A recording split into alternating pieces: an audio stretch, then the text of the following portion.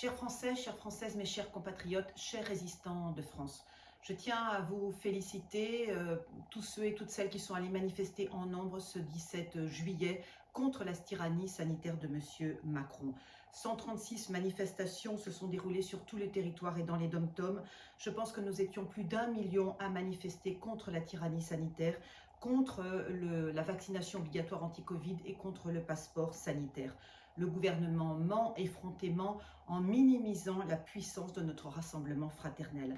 À Paris, la place du Palais Royal était bondée. Le lieu du rassemblement n'a pas été choisi au hasard. C'est la France souveraine, c'est le peuple souverain qui est allé manifester spontanément contre la tyrannie sanitaire de M. Macron, contre des mesures dictatoriales directement inspirées du Parti communiste chinois. Oui, j'ose le dire et l'assumer. Je ne suis pas du tout anti-vax, je suis à jour de mes vaccins. Mais quand j'étais enfant, seuls 3 vaccins étaient obligatoires et non pas 11 comme aujourd'hui. Je tiens à vous le dire, chers Français, le pouvoir est monté à la tête de M. Macron. Jupitérien, il est devenu maoïste. Car comment interpréter son discours martial du 12 juillet dernier, sinon comme le discours d'un dictateur qui veut asservir son peuple et le priver de ses libertés les plus fondamentales?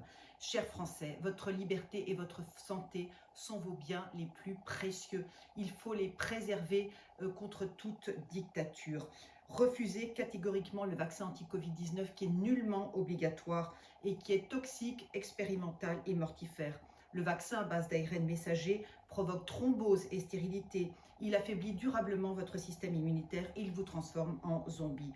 Ne cédez surtout pas à la peur, au chantage, à l'intimidation, à la propagande du couple Véran-Macron, comme les 382 maires qui, de manière totalement indigne, approuvent la vaccination obligatoire anti-Covid et le passeport sanitaire. Honte à eux.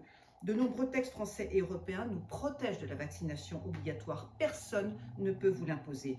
Le Conseil d'État a validé hier, de manière indigne et incompréhensible, les mesures liberticides du passeport sanitaire. Souhaitons que le Parlement et le Conseil constitutionnel, dans leur grande sagesse, retoquent cet indigne projet législatif. Je vous le dis, chers Français, l'heure est grave.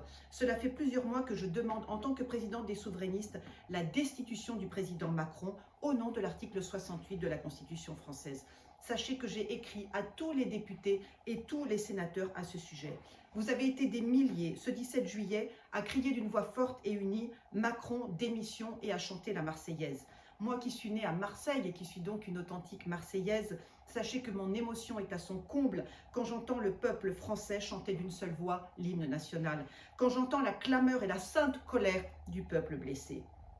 Chers Français, chères Françaises, seule la démission d'Emmanuel Macron ou sa destitution mettra fin à la dictature sanitaire qui dure depuis 18 mois, depuis la légalisation de l'état d'urgence sanitaire le 23 mars 2020. Il faut que vous continuiez à manifester, à pétitionner et à exiger la démission d'Emmanuel Macron. Ce 24 juillet 2021, il faut redescendre dans la rue par milliers, par millions pour demander la destitution du président Macron. Commerçants, restaurateurs, salariés, soignants, professeurs, étudiants, rejoignez les rangs de la résistance française.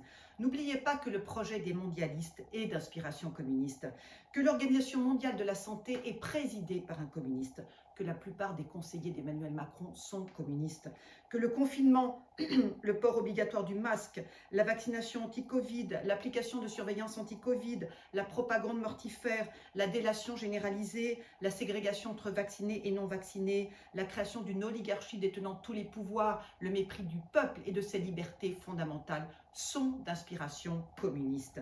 Toutes ces mesures liberticides sont directement inspirées du Parti communiste chinois. Il faut le départ de Macron avant que cette tyrannie sanitaire ne se durcisse encore, que les enfants soient contraints de se faire vacciner contre le Covid-19 sans l'accord de leurs parents, car le ministre de l'Éducation nationale, M. Blanquer, a annoncé qu'il allait installer des vaccinodromes dans toutes les écoles de France à la rentrée. Ce projet est gravissime. J'implore solennellement députés et sénateurs de prendre leurs responsabilités, de ne pas voter l'obligation vaccinale anti-Covid et le passeport sanitaire, mais surtout d'envisager de destituer le tyran sanitaire par la voie de l'article 68 de la Constitution française. Il faut organiser des élections présidentielles anticipées et élire une personnalité libre et souveraine à la tête de la 6e puissance mondiale, la France, je propose ma candidature. Car moi seul, depuis plus d'1 an, dénonce la tyrannie sanitaire de M. Macron.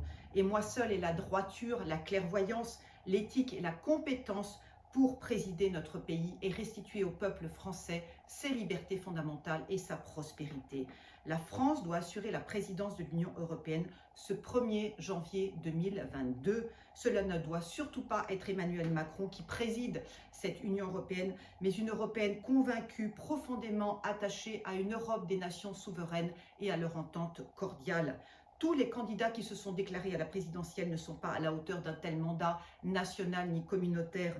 La plupart d'entre eux n'ont aucune expertise économique, aucune expertise financière, aucune expertise communautaire, ni aucune expertise militaire. Le Pen, Bertrand, Pécresse, Mélenchon, Le Foll, Piolle, Hidalgo, Philippot, Zemmour, la plupart sont francs-maçons ou anti-catholiques. Comment Zemmour, qui n'est pas chrétien, peut-il envisager de présider la France ? Comment Philippot peut-il envisager d'entrer au palais de l'Élysée au bras de son mari homosexuel? Comment Bertrand, Pécresse et Mélenchon et tous les autres qui sont francs-maçons pensent-ils obtenir l'assentiment du peuple français? Il serait pire qu'Emmanuel Macron.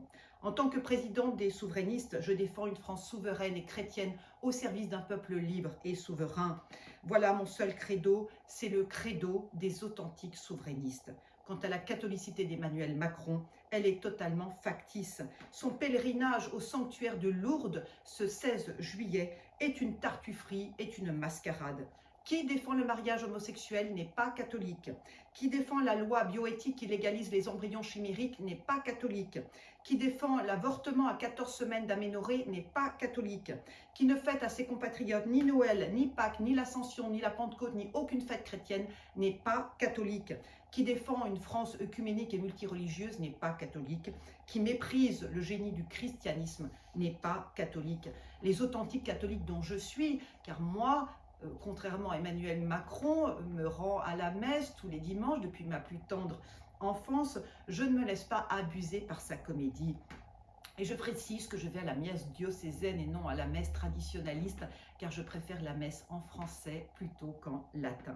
D'ailleurs, à cet effet, je demande solennellement à M. Macron de restaurer toutes les chapelles des palais de la République, celles du Conseil constitutionnel, celles du Conseil d'État, celles du Sénat, celles de l'Assemblée nationale, celles surtout du palais de l'Élysée. Ces chapelles doivent retrouver leur lustre d'antan et être restaurées dans les règles de l'art. La plupart ont été transformées en salles de réunion ou en bureaux, c'est proprement scandaleux. La République française est laïque et je suis profondément attachée à la laïcité française, mais la France est la fille aînée de l'Église catholique depuis le baptistère de Clovis. Notre catholicité doit être respectée au plus haut niveau de l'État. Si je suis élue présidente de la République, je ferai comme le général de Gaulle, j'irai chaque matin méditer et prier dans la petite chapelle du palais de l'Élysée avant d'aller travailler. Voilà mon engagement public. Chers Français et chères Françaises, le bilan économique de M. Macron est catastrophique. Notre dette publique atteint 2 700 milliards d'euros, soit 118% du PIB. C'est la dette publique la plus importante de l'Union européenne. La dette Covid a coûté aux finances publiques 424 milliards d'euros, c'est considérable. Le matraquage fiscal s'est intensifié, notre compétitivité s'est détériorée. Le niveau des prélèvements obligatoires ne fléchit pas, les charges sociales et patronales non plus.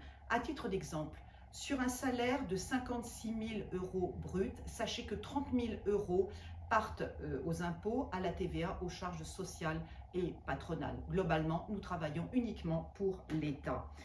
Sachez qu'il y a aussi 6 millions de chômeurs en France et 3 millions de bénéficiaires du RSA. C'est dire que la France est vraiment malade. La baisse du niveau scolaire est abyssale, avec 94% de taux de réussite au baccalauréat. Le baccalauréat est quasiment donné à tous les lycéens de France.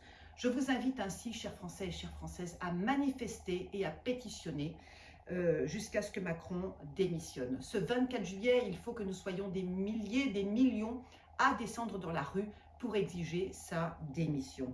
Sachez qu'en tant qu'élu de terrain, en tant que présidente des souverainistes, je serai avec vous à Paris pour battre le pavé. Sachez aussi que je suis prête à remplacer au pied levé Emmanuel Macron s'il démissionnait, s'il était destitué. J'en ai l'ambition, j'en ai la droiture, j'en ai la clairvoyance. j'en ai surtout l'éthique et la compétence. Chers Français, chères Françaises, vive la liberté, vive la résistance, vive la République, vive la France souveraine.